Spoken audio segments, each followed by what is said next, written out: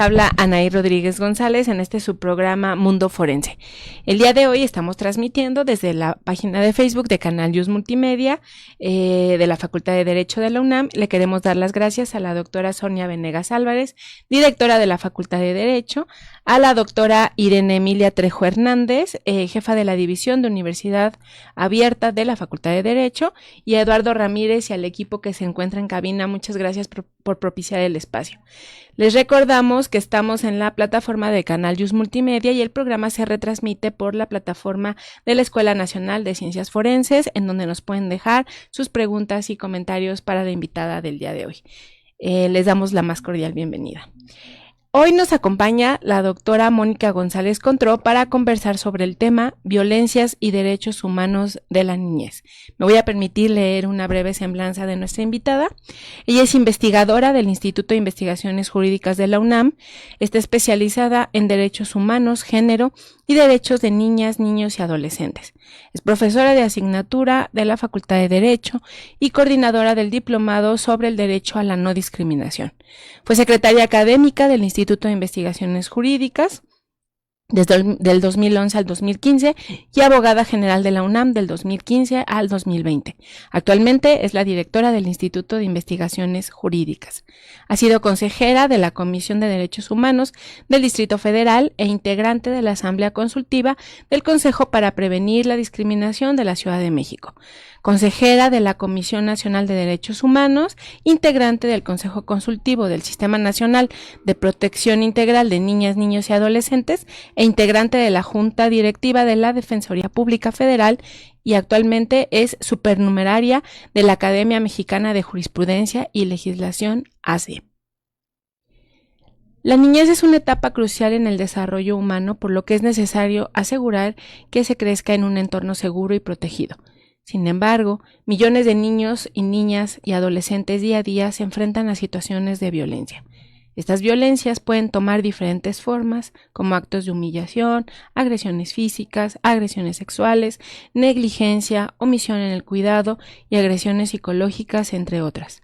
Pueden ocurrir en diferentes contextos, en casa, en la escuela, en un espacio público o incluso en el espacio virtual. Este problema es complejo y requiere una respuesta integral e inmediata, tomando en cuenta tanto la prevención como la protección por medio de la colaboración institucional y social. De eso y más conversaremos el día de hoy con nuestra invitada. Bienvenida, doctora González. Doctora Zoraida, buenos días. Hola, muchas gracias, Anaí, por esa presentación. Muy bienvenida, querida Mónica. Gracias por aceptar estar con nosotras esta mañana. Muchísimas gracias por la invitación. De verdad es un privilegio y un placer el estar aquí. Muchas gracias. Pues bueno, nos propusimos en esta temporada, ya te lo platicaba, pero se los vuelvo a comentar a nuestra audiencia, que vamos a estar invitando a directoras de la universidad, que están en distintas instancias, entidades académicas, tanto pues desde el lado de las escuelas y facultades como de los institutos, tratando de cruzar los temas de especialidad de cada una con el mundo forense. No solo vamos a invitar directoras, también colegas, amigas, profesionales académicas que estén igualmente correlacionadas, porque finalmente los campos de conocimiento terminan cruzándose con el mundo forense de alguna u otra manera. Tomando en cuenta tus ámbitos de expertise, que ya los leyó Anaí, queremos retomar el tema de infancias y adolescencias para platicar contigo las violencias que sufren y cómo preservar, conservar y hacer valer sus derechos, los derechos humanos de las adolescencias y de la infancia.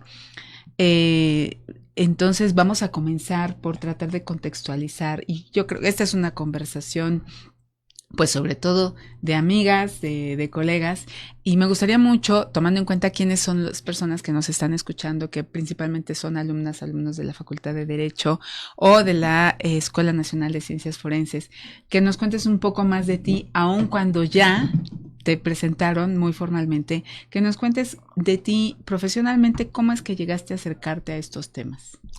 Pues muchísimas gracias por la pregunta y bueno, me parece además muy lindo poderlo compartir con alumnas y alumnos.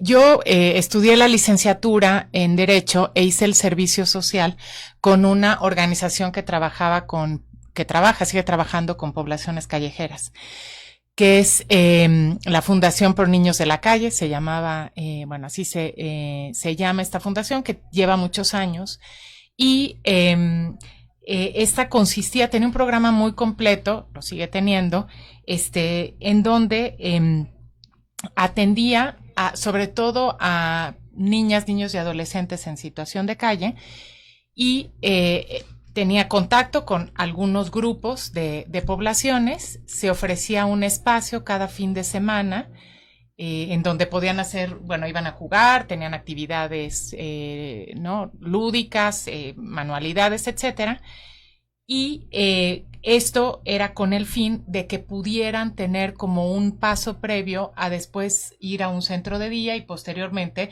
pues dejar la calle y pues ya sea o ingresar a una institución o tener pues una vida independiente, ¿no? Pero fuera de la calle.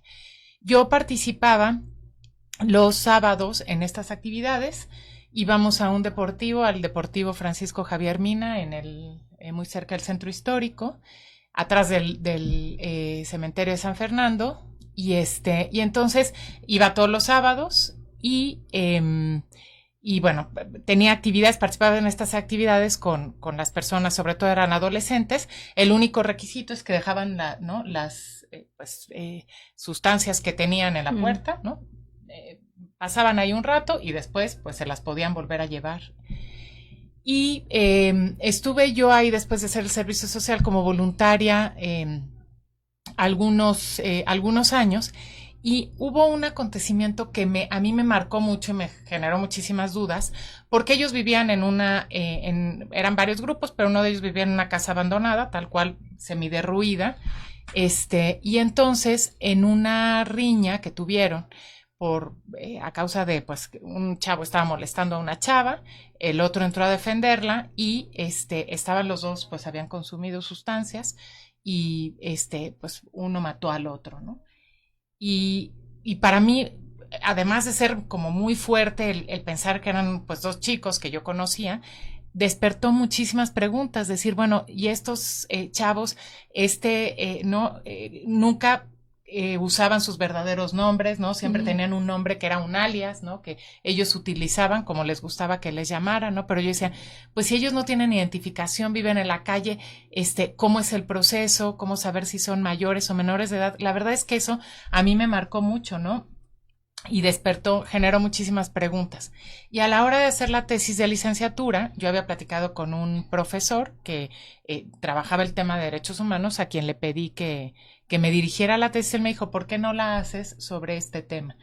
Y cuando empecé a trabajar la tesis para titularme de la licenciatura, la verdad es que me surgieron muchísimas, como más inquietudes, más preguntas, pero además descubrí la verdad que un mundo completamente nuevo que desafiaba todo lo jurídico, las categorías jurídicas que hemos tenido, ¿no?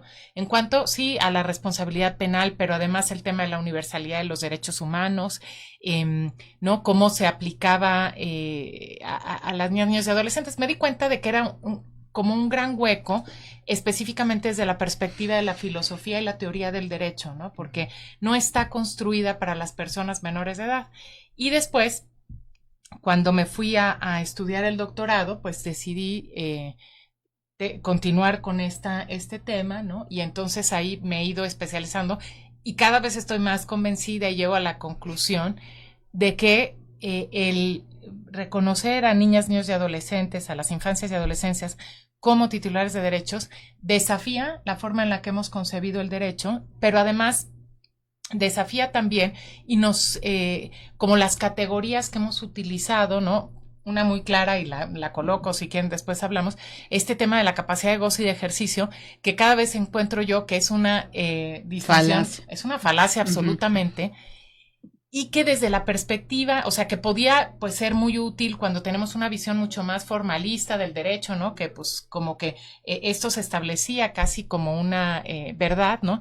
Pero que cuando hablamos de derechos humanos, cuando empezamos a romper las barreras del Estado-Nación, el derecho internacional, pues estas categorías hay que repensarlas, ya no nos sirven, creo que son contrarias al reconocimiento de la dignidad humana y de los derechos humanos, ¿no? Entonces, bueno, creo que me extendí mucho, pero es como un poco en dónde, cómo ha ido mi trayectoria y por qué me dedico a lo que me dedico y no dejo este tema porque pues cada vez descubro como más, ¿no? Campos en donde seguir trabajando y creo que puede aportar mucho además a la discusión jurídica. Sí.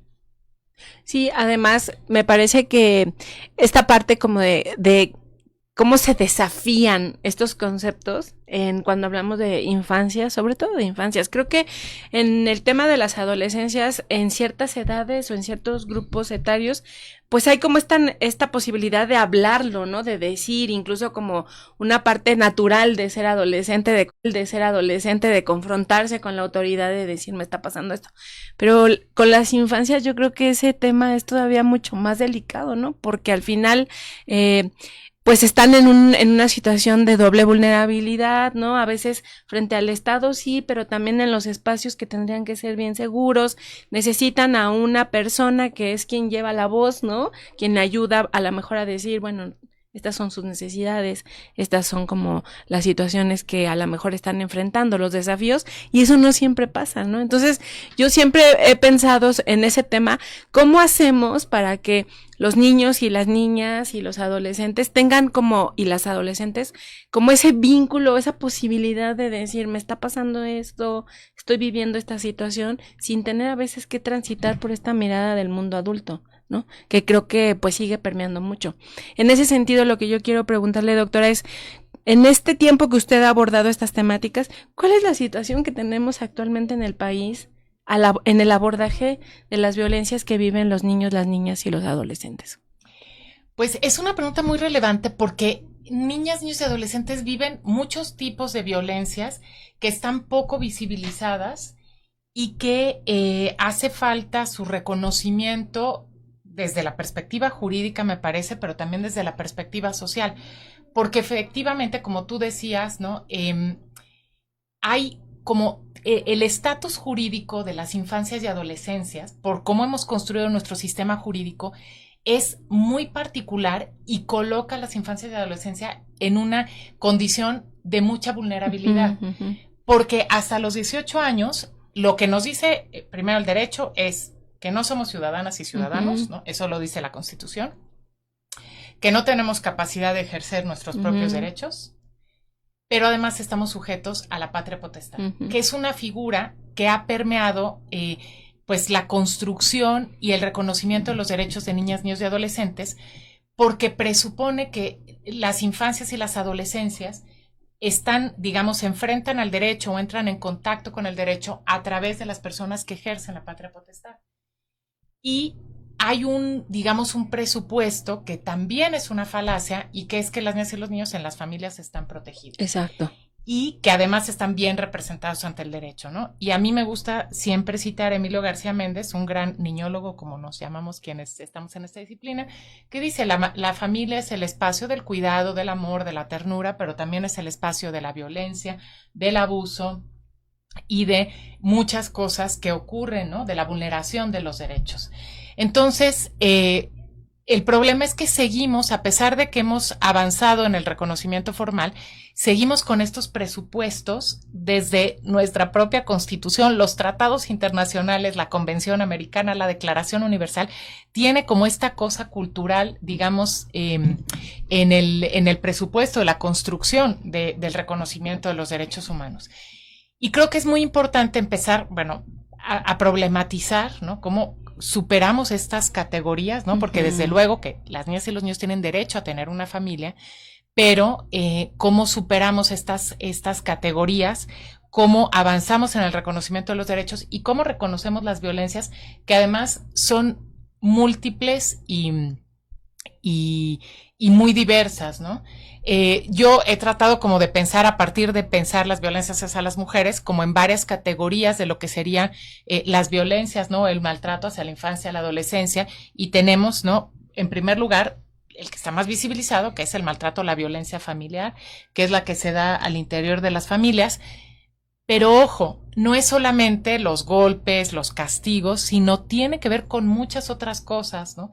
Porque literalmente las niñas y los niños están sometidos a la patria potestad, a las decisiones, y toman decisiones sobre su vida en cuanto desde el derecho a la alimentación, a la salud, a los espacios de socialización como es la escuela, ¿no? Entonces, por ejemplo, tenemos que entender este tipo de violencia como la negativa a satisfacer los maltratos. Un ejemplo que me parece muy claro es el derecho al juego, que está muy poco visibilizado, cómo se garantiza en las familias, ¿no? Podemos ver, por ejemplo, que niñas y niños en condiciones de extrema pobreza pueden estar en el espacio público y bueno, que quienes son víctimas de explotación infantil o quienes desempeñan algunos temas de trabajo, pues lo ven vulnerado, pero también niñas y niños con muchos recursos económicos que pues están sometidos a jornadas intensísimas de todo tipo de, ¿no? De clases de actividades, ¿no? Clases de todo, ¿no? De inglés, de idiomas, de matemáticas, de todo, y tampoco tienen espacio, por ejemplo, para el derecho al juego, que esto está como poco visibilizado, ¿no? O el tema, por ejemplo, muy complejo de quién decide si vacunar a una niña o un niño, sí, ¿no? Claro que es un derecho de la niña o niño, no es un derecho de la persona adulta que tiene, digamos, la sujeción de la patria potestad de sus hijas e hijos, ¿no? Pero esto es muy complejo porque además creo que es muy contracultural, es decir, las personas se sienten muy agredidas cuando se les quitan ese ámbito de decisiones y piensan de verdad que tienen derechos, ¿no? Después tenemos también el maltrato en el ámbito escolar, que es muy importante porque es pues la escuela, ¿no? Es el espacio en donde niñas y niños pasan la mayor parte del tiempo, entre otras cosas, porque pues también nuestra Constitución lo establece como un derecho obligatorio. Luego tenemos también, bueno, lo que a mí me gusta pensar o en el maltrato institucional, que es cuando el Estado no garantiza los derechos, pero también cuando el Estado no propicia, por ejemplo, prácticas de crianza respetuosa o de buen trato. El maltrato estructural, que es un maltrato mucho más sistemático y que incluso puede trascender los estados-nación, ¿no? Cuando los sistemas formales e informales no garantizan los derechos y, por ejemplo, entornos que favorecen el trabajo infantil o la migración. El maltrato legal, ¿no? Cuando no hay una institucionalidad adecuada, sea porque no hay una ley o instituciones que reconozcan y garanticen los derechos, ¿no? Y algo que, bueno, es una propuesta que es la misopedia o el maltrato cultural, ¿no? Que es como esta actitud de discriminación y de desprecio hacia niñas, niños y adolescentes y que está muy naturalizado, ¿no? Podemos, cuando tú le dices a una persona, ay, pareces niña, ¿no? O eres infantil, estás pretendiendo insultar, a alguien diciéndole que tiene las características de las infancias o las adolescencias, ¿no?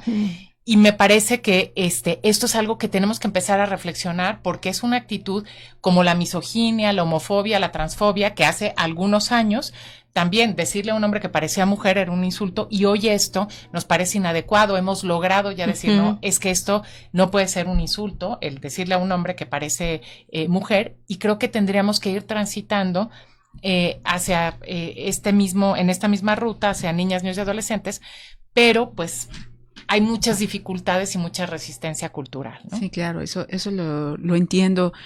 Creo que lo entendemos. A ver, yo estaba pensando justo después de las palabras introductorias que nos diste, pienso cómo las adolescencias y las niñas y niños pueden vivir contextos de violencia, pero luego en esos contextos de violencia pueden pasar de ser víctimas a ser victimarios, ¿no? Pienso como una niña o niño o como un adolescente pasó, como en el ejemplo que nos pusiste, a privar de la vida a alguien más, ¿no? O para acometer algún otro ilícito de cualquier otra naturaleza. Creo que es el otro lado del tratamiento de sus derechos. Y el Estado, el derecho, como tú bien señalas, pues digamos que es muy esquemático, ¿no? Así como dice, a partir de los 18 años en nuestro sistema jurídico es ya una persona que puede tomar sus decisiones en todo el ámbito del derecho. Igual se le considera a partir de los 18 responsable plenamente en materia penal. Y antes, en la adolescencia, nuestras leyes han venido tomando ciertas medidas para hacer un tratamiento a las niñas y niños que las instituciones no sabemos cómo tratar en muchas ocasiones, ¿no?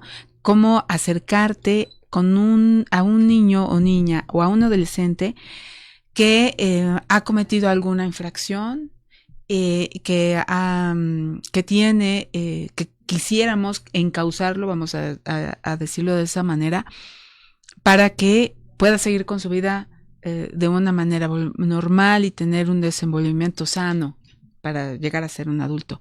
No sabemos cómo hacerlo y los emprendimientos pues son desde el lado de la psicología, desde el lado del trabajo social, desde el lado sociológico, pero finalmente terminamos tratándole con medidas punitivas, principalmente punitivas, como si el castigo fuera a ser lo que va a corregir. Entonces, creo que desde el punto de vista del análisis forense, resulta muy interesante en pensar cómo deberíamos de acercarnos a esas personas, cómo ayudarles, ¿no? Castigar, es claro que no es el remedio. ¿Tú cómo ves? Mira, a mí me parece importantísimo esto que dices, porque yo creo que por eso esta mirada, ¿no? Hay una situación de violencia estructural. Ajá. Cuando hay entornos, que sabemos que hay muchos en nuestro país, que favorecen que niñas y niños pueden, por ejemplo, ingresar en grupos de delincuencia organizada. Sí, claro. Porque eso significa el fallo, digamos, del Estado, y me refiero en términos así como mucho más amplios, desde luego de la comunidad, de las familias, pero digamos del Estado como garante, porque es que habría que preguntarnos qué puede estar pasando, qué condiciones tiene para que una niña o un adolescente ingrese en las filas de la delincuencia organizada, o sea, qué horizonte de vida tiene que tener, qué contexto, etcétera, ¿no? Por eso es que esta mirada como mucho más, como se ha hecho en el caso de las mujeres, ¿no? Mucho más ir como a las causas y a las estructuras e identificar eso como violencia es muy importante. Y creo que esto que mencionas en relación con los adolescentes en conflicto con la ley penal es como un ejemplo también de la negligencia, de la negativa, a reconocer derechos. Si nosotros estudiamos, porque esta respuesta ya no las da el derecho internacional, ¿no? Hay varios instrumentos internacionales que nos dicen cómo prevenir la violencia y tratar a los adolescentes en conflicto con la ley penal. En México se reformó la Constitución en 2005 para establecer todos los mecanismos que fueran necesarios justamente para establecer medidas reeducativas, para crear sistemas que no se centraran en lo punitivo, sino en lo reeducativo y en la reincorporación a la comunidad, en fin, ¿no? La verdad es que la reforma fue una reforma, digamos, muy bien diseñada, bien redactada, pero ahí pasó una cosa que solo se explica con esta falta de visión, ¿no? Y de reconocimiento. El transitorio de esta reforma obligaba a las entidades federativas a crear sus sistemas especializados, porque además hay que decir que antes de eso, cada entidad federativa tenía una edad penal distinta, o sea, determinaban, la mitad tenían la edad penal, es decir, juzgarlos como adultos por debajo de los 18 años, ¿no? Algunos a los 16 y a las 17. Y entonces esto buscaba la creación de un sistema especializado en justicia para adolescentes, pero por alguna razón, no sabemos intencional o por un error, no se incluyó a la federación.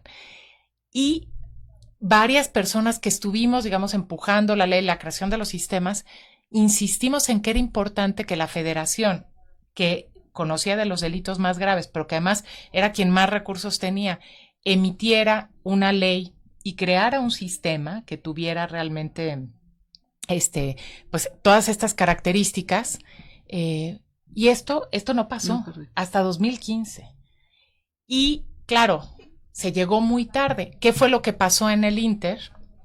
que a través de un criterio de la Suprema Corte de Justicia de la Nación se dijo, bueno, a las personas adolescentes que se les impute la comisión de conductas tipificadas como delito, así dice el artículo 18 constitucional, del ámbito federal, los va a juzgar los sistemas, van a estar sometidas a los sistemas locales, tribunales locales, ¿no? De las entidades federativas y los centros de internamiento. Claro, lo que esto generó fue, y yo les voy a comentar lo que me dijo una persona en Ministerio Público hace muchos años, de una entidad federativa, no voy a decir cuál, pero me decía, es que a mí me va a tocar una entidad federativa con problemas de delincuencia organizada. Yo soy Ministerio Público especializado, ¿no? Del Estado. Yo tengo, pues, un carrito muy de estos, económicos, gano 12,000 pesos al mes. Dice, ¿tú crees que yo, ¿no?, me voy a enfrentar a las personas adolescentes que están en las filas de la delincuencia organizada con estos recursos tan precarios que tengo? Y claro, fue además la gran oportunidad perdida de poder aplicar y ensayar, digamos, el sistema oral, porque era oral el sistema acusatorio, todo lo que vino después en la reforma de 2008 y que entró en vigor 8 años después, hubiera sido, digamos, el escenario ideal por el tipo de población y porque así lo mandaba la Constitución. Uh-huh. Pero la negligencia hizo que esto no ocurriera y tenemos los resultados que tenemos actualmente. Bueno, ya tenemos una ley.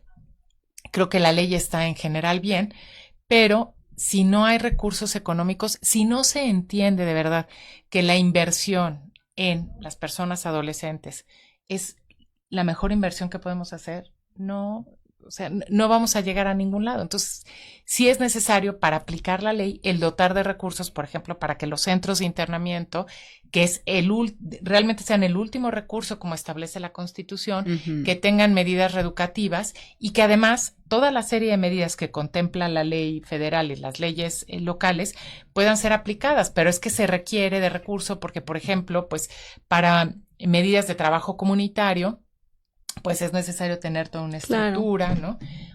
Incluso de cambio de domicilio, requiere de medidas, digamos, de acompañamiento de las personas adolescentes, porque la lógica es, pues separarlos de las circunstancias que llevaron precisamente a cometer esas conductas. Pero no ha habido un verdadero interés y un presupuesto suficiente como para hacerlo, ¿no? Y el hecho también es que algunos grupos de la delincuencia organizada se han aprovechado de que el sistema penal y las sanciones son más benévolas uh-huh, para las personas adolescentes para utilizarlas realmente, sí, pues ahora sí que... Sí, como carne de cañón. Como carne de cañón, sí, tal claro, cual. Sí. Bien, yo tengo, como tres cosas que me quedan como ahorita de lo que usted está diciendo, porque me parece que es muy importante. Primero, en el tema, por ejemplo, de los niños, las niñas, cuando son y adolescentes, cuando son víctimas de violencias, también hay como una falta como de diagnóstico institucional, ¿no? Porque hay diagnósticos a partir de diferentes organizaciones que trabajan con estas poblaciones. Pero ¿cuándo es realmente, por ejemplo, pensando desde el punto de vista forense, cuándo es realmente cuando conocemos esas violencias? Cuando esas violencias escalan y tenemos entonces situaciones que ya son de una victimización a veces hasta extrema, ¿no? Es decir, no conocemos como estas violencias que están empezando a gestarse en estos espacios, a lo mejor familiares, escolares, sino que se conoce ya hasta que esto estalla, ¿no? Tienes homicidios, ¿no? Tienes a lo mejor situaciones de violencia sexual, pero que son las que van creciendo y hasta ese momento, entonces el niño toma un lugar central, ¿no? Y entonces ahora sí ocupa ese lugar de víctima, pero no se mira justamente todo el camino de ese contexto del que está usted mencionando. La segunda cosa es que justo me hacía recordar que cuando echaron a andar como todo el tema del sistema de justicia para adolescentes, yo también platicaba con personas defensoras públicas que llevaban casos de niños, niñas y adolescentes, de adolescentes, y lo que me decían es que además el sistema estaba pensando, o sea, la estructura que tenían era: vamos a recibir muchos casos en donde las faltas o los conflictos que van a tener con la ley van a permitir estas medidas como de reeducación, pero también medidas como alternas, etcétera, y pocos van a ser los casos que se nos van a ir a internamiento. Y ocurrió exactamente lo contrario. Entonces estaban muy asombrados, o sea, lo que decían es, estamos empezando a estar rebasados de la cantidad de casos que nos están llegando, lo que daba cuenta de esos contextos de violencia en los que se estaban viviendo, ¿no? Y la tercera cosa es justo esto que usted decía, que a pesar de que hay como, pudiera haber una muy buena planeación de los procesos, por ejemplo, en los centros de internamiento, el papel del trabajo comunitario, o sea, la falta de andamiaje entre la institución que hace el proceso de internamiento y los contextos, las comunidades en las que esos niños y niñas y adolescentes están insertos, ahí hay un eslabón que se pierde, ¿no? Entonces, por ejemplo, yo me acuerdo que también en la licenciatura hicimos un trabajo donde platicábamos con familias que estaban como teniendo estos contactos con esas instituciones, y lo que decían es que, ok, yo vengo, hago todo lo que ustedes me dicen aquí, vengo a las sesiones, trabajo con mis hijos, sí, pero voy a regresar al lugar donde vive el cuate que le dice vente y ayúdame a distribuir o a hacer cosas, y eso cómo lo combato, ¿no? Entonces ahí hay una ausencia. Con esas cosas en la cabeza, yo sé que a lo mejor la pregunta es un poco compleja, pero es, bueno, ¿y qué pasa con las propuestas actuales del sistema de cuidados, ¿no? O sea, porque hay como toda una propuesta actual, se habla mucho, ¿no? Del Sistema Nacional de Cuidados y colocar, por ejemplo, estas poblaciones en el centro, etcétera, etcétera. Pero ¿qué pasa con esa lógica del sistema de cuidados en una población donde tenemos estos desafíos, ¿no? Tan complejos. Claro, y creo que, bueno, a ver, la falta de un sistema de cuidados es justamente lo que lleva precisamente a estas circunstancias, ¿no? De violencias extremas, justamente vulnerabilidad de las familias, y es una buena noticia en este sentido, bueno, que vayamos avanzando y vayamos caminando esperando que esto suceda. Pero yo quisiera también referirme como al primer comentario. Es que es muy preocupante, y a mí precisamente lo que me parece que en lo que hay que seguir avanzando es en visibilizar estas violencias, porque efectivamente las conocemos. Yo no diría ni siquiera cuando llegan a condiciones extremas, cuando causan un escándalo mediático por cualquier situación. Sí, es ¿no? verdad. Y yo voy a poner, digamos, dos ejemplos muy concretos. Hay el Índice de los Derechos de la Infancia que publica la UNAM y que coordina Mario Luis Fuentes. En la investigación encontró más carpetas dolosas por homicidios contra niñas, niños y adolescentes que por feminicidios. Y ni siquiera tenemos un nombre para identificar, exacto, ¿no? Esto, o sea, esto que es gravísimo. Y que se visibiliza, y lo entrecomillo, cuando tenemos pues algún escándalo como los que hemos tenido, ¿no? De este chiquito que mataron porque la mamá tenía una deuda. Sí. Cuando además la razón por las que matan a niñas, niños y adolescentes es exactamente la misma razón por las que asesinan mujeres, la causa del feminicidio, porque se puede. Uh-huh. Y también son personas cercanas, son personas del círculo cercano, ¿no? Entonces, ese es, digamos, el nivel como de invisibilización de la violencia. Sí. Y otro tema que me parece que lo ejemplifica muy bien también es el tema del trabajo y la explotación infantil. En México tenemos cifras desde hace muchísimo tiempo de 3.6 millones de niñas y niños más o menos, bueno, que trabajan, ¿no? Y yo hice un estudio, publicamos un libro con un colega, con Mauricio Padrón, estudio de jurisprudencia, de criterios de la Suprema Corte de Justicia y de tribunales colegiados. Hay tres. Y se refieren además los tres a intervención de niñas y niños en espectáculos taurinos y peleas de gallos y todo eso. Es decir, no tiene que ver con estas condiciones. Y en el sistema interamericano también del análisis y la lectura también hay 3 sentencias. Pero además 3 sentencias que creo que no entran al corazón, ¿no?, de lo que es la explotación, porque son prácticas análogas a la esclavitud. Uh-huh. Entonces decimos, a ver, las condiciones de violencia, me parece que, o sea, vemos la dimensión del problema, ¿no? Y los casos que llegan a tribunales, ¿no? O sea, son casos que no se judicializan a pesar de esta situación. ¿No? Estos casos que hemos visto y que generan escándalo mediático, bueno, las autoridades actúan inmediatamente, pero no es ¿no? No es el común. Y creo que todo esto genera, ¿no? Precisamente, pues estos entornos en donde la violencia se vive como algo cotidiano y que tiene que ver también, o sea, con esto, por eso el énfasis en lo estructural, porque tampoco vamos a culpabilizar, ¿no? A familias que viven en condición de pobreza, ¿no? A mujeres que son madres de familia, que son familias monoparentales y que no pueden estar al cuidado de sus hijos. Entonces creo que es una buena noticia el tener el Sistema Nacional de Cuidados, pero hay que ver cómo aterriza esto, pero además cómo este sistema se enfoca precisamente en la prevención de las violencias, que es, me parece que un enorme desafío que tenemos y que habría que meter, digamos, la perspectiva de infancia y adolescencia ahí, que creo que eso es lo que no termina, digamos, como de concretarse. Sí, de aterrizar. Adecuada, ¿no? Me quedo pensando en lo difícil que es cerrar esa brecha entre lo institucional y el ámbito social, ¿no? Porque, pues sí, las instituciones, nuestros sistemas podrían disponer, en el mejor de los casos, pues que haya recursos y que haya personal especializado que pueda trabajar estos emprendimientos, pero al fin hay una brecha para penetrar al mundo en donde están los niños y las niñas. Yo me quedo pensando, tú te acordarás alguna vez cuando ya tiene tiempo, digamos, eso debe tener unos 3 años que ocurrió, que se publicó, o más, se publicó el protocolo para la búsqueda de niñas, niños y adolescentes, ¿sí?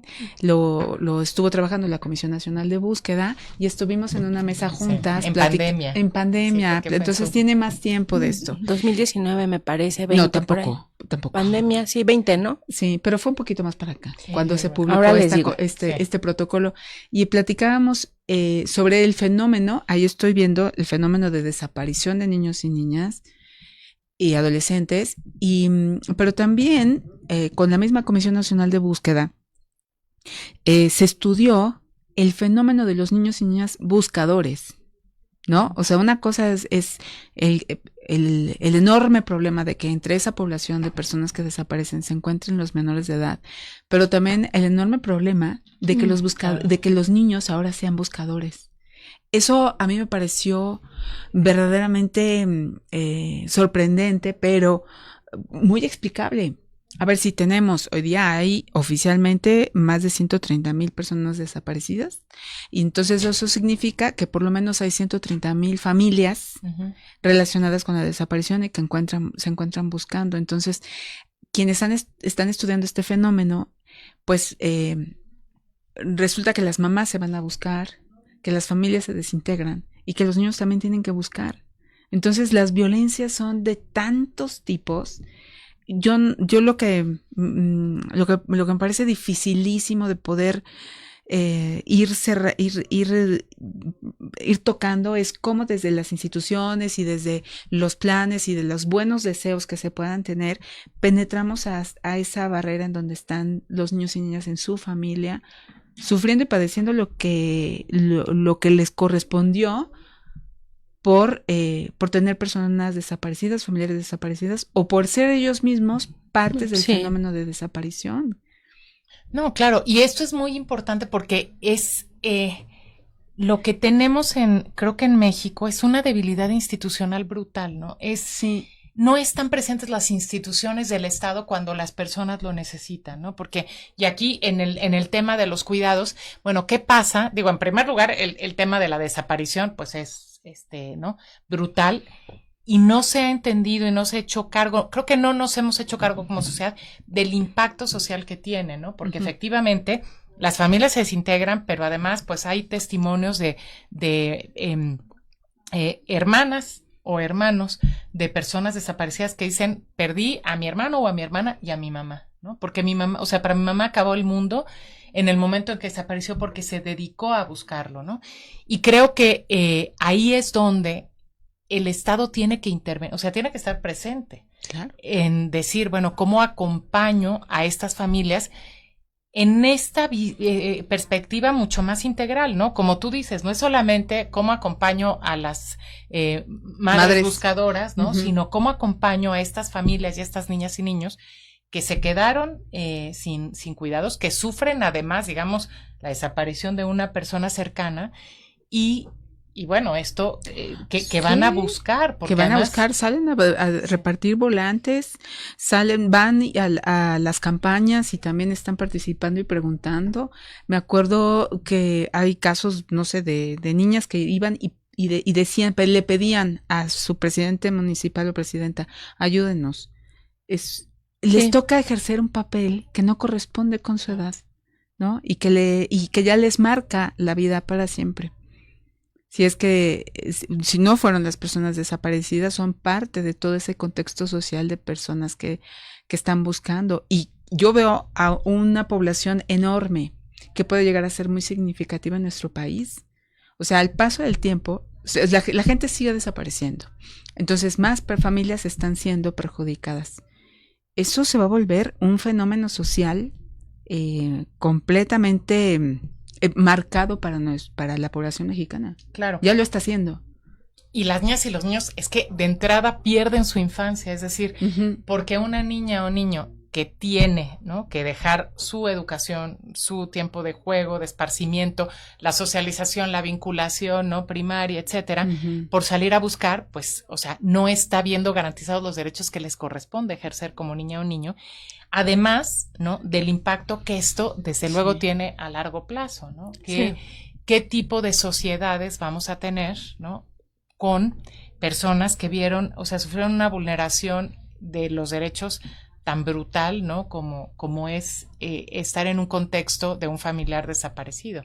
Entonces, me parece que es muy importante también visibilizarlo desde ahí y darle perspectiva de infancia y adolescencia, porque nuevamente, y no es que yo critique eso, o sea, se visibiliza mucho a las madres buscadoras, ¿no?, a los padres un poco menos, pero a las infancias buscadoras y a las infancias que son un daño colateral, entrecomillado, de una persona desaparecida, están completamente ausentes de la discusión, del discurso público, desde luego, ¿no?, pero también como del debate, la reflexión, muchas veces como académica, social, como personas que ven afectados sus derechos humanos por esta situación de desaparición. Sí, que además, o sea, los efectos, por ejemplo, yo pensaba a largo plazo, o sea, vamos a tener como una sociedad con lo que le llaman muchos autores trauma transgeneracional, ¿no? En donde esta parte de la ausencia o la violencia que se vive, no es que, o sea, me la transmite, sino que realmente la forma de concebir la vida social, mi interacción con el otro,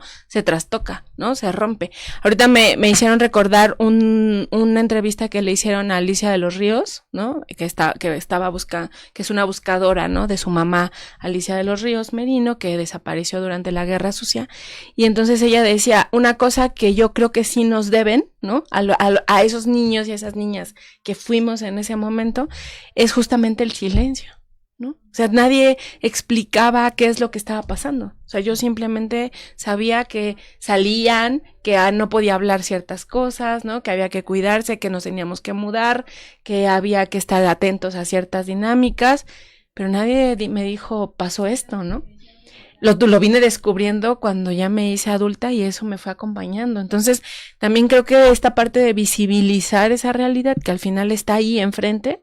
Por ejemplo, en ese documental de Niñez Buscadora hay una parte donde se aborda qué pasa con el estigma, ¿no?, de esos niños, esas niñas, por ejemplo, que van al campo escolar, al ámbito escolar, y son estigmatizados porque tienen un familiar desaparecido, ¿no? O sea, cómo das herramientas también para enfrentar justamente ese contexto que socialmente es tan adverso, ¿no?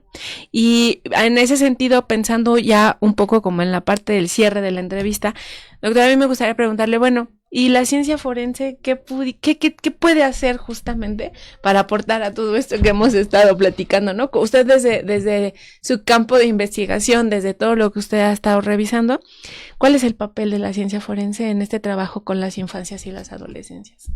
Me parece relevantísimo el papel de la ciencia forense porque o sea, creo que hay una mirada transversal y que tendría que incorporar justamente la perspectiva de infancia y adolescencia. Lo que hemos hecho, creo que un poquito en este espacio, pero desde luego el pensar, por ejemplo, cómo se debe hacer la investigación de los homicidios de niñas y de niños, ¿no? Y además con el enorme desafío de que no es lo mismo, pues una niña o un niño de 3 años que, ¿no? Una niña de 9 o de 16, ¿no? Entonces, es decir, ¿cómo incorporamos esto y cómo creo que incluso construir nuevas categorías para hacer la investigación, ¿no? El primero y el tratamiento. Y el tratamiento, ¿no? Sí. Yo lo primero que diría es, bueno, tenemos que encontrarle un nombre. Infanticidio es otra cosa, ¿no? Porque, y plantear incluso el establecer un tipo penal específico, yo creo, ¿no? Porque lo que ahorita hay es esto, que el homicidio en razón de parentesco, que es una cosa distinta, porque nuevamente vuelve a colocar a las niñas y los niños en el ámbito de la familia, ¿no? Y tenemos que, es un enorme desafío, y decir, cómo se tiene, así como se ha construido durante mucho tiempo la investigación de feminicidios, que tiene una perspectiva muy clara, que tiene muchas herramientas, me parece que esto es indispensable, ¿no? Y que la ciencia forense... Esto es todavía más complejo, es feminicidio más la infancia. Exactamente. Y luego también todos los temas de violencias de muy distintos tipos, ¿no? Cómo la ciencia forense puede ayudar también, pues, a esclarecer y en la investigación, en primer lugar, la visibilización de estas violencias que están tan naturalizadas, ¿no? Y después también, pues, el esclarecimiento. Y tener esta mirada también de la perspectiva, ¿no? De infancia y adolescencia, pues en esto, en la búsqueda de personas desde un enfoque mucho más integral, en las niñas y niños buscadores, en fin, ¿no? Creo que hay un campo, la verdad, muy rico. Muy rico. Del 2021 el protocolo. Me confundí con el 2021. Sí, por ahí andábamos. Bueno, estamos terminando, pero le preguntamos a la doctora. Le preguntamos a la doctora sobre una obra artística que pudiera vincular con la temática y nos mandó, mejor usted cuéntenos, ¿cuál fue la selección que hizo? Bueno, me costó trabajo, pero escogí una canción de Ismael Serrano, que es un cantautor español, a mí me gusta muchísimo, y ya tiene muchos años. Él escribió esta canción que se llama Luces Errantes, que canta con los coros de los niños de Gaza, hace muchos años. Y es una canción, ¿no? Que habla como de, o sea, se refiere a las personas refugiadas como luces errantes, y es bellísimo el coro ¿no? De las niñas y los niños. Desafortunadamente, pues hoy tenemos una situación terrible, muchísimo peor, ¿no? Incluso el video tiene, las imágenes de Gaza en ese momento. Yo ayer que lo estaba volviendo a ver decía, Dios mío, qué horror, porque todo esto, ¿no? Donde él grabó este video debe estar ahora destruido y las situaciones son... Pero es una canción de denuncia, pero al mismo tiempo de mucha esperanza, y la verdad es que las voces de los niños son bellísimas. Ay, muy bien. Bueno, eso lo vamos a poder escuchar, ¿nos lo permite el canal? No, creo que... No, ¿verdad? Por cuestiones de derechos de autor. Exacto. Pero les recomiendo, está en YouTube. Hay que verlo. Porque es con una colaboración del ACNUR. Entonces, les recomiendo muchísimo. Y bueno, en todas las plataformas, pero está accesible y les recomendaría mucho que lo vieran. Sí, ahorita nos pasamos hablando sobre problemas nacionales, pero el contexto internacional es muy lamentable.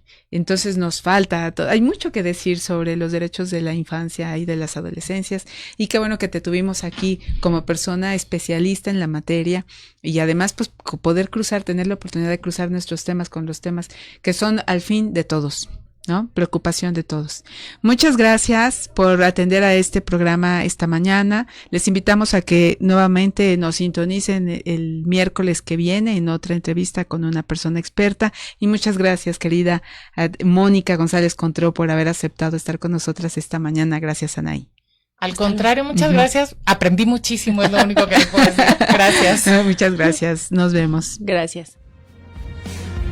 La Facultad de Derecho agradece a quienes realizaron este programa, conductores, invitados y productores, quienes participan de manera honrada. En News, Canal Multimedia.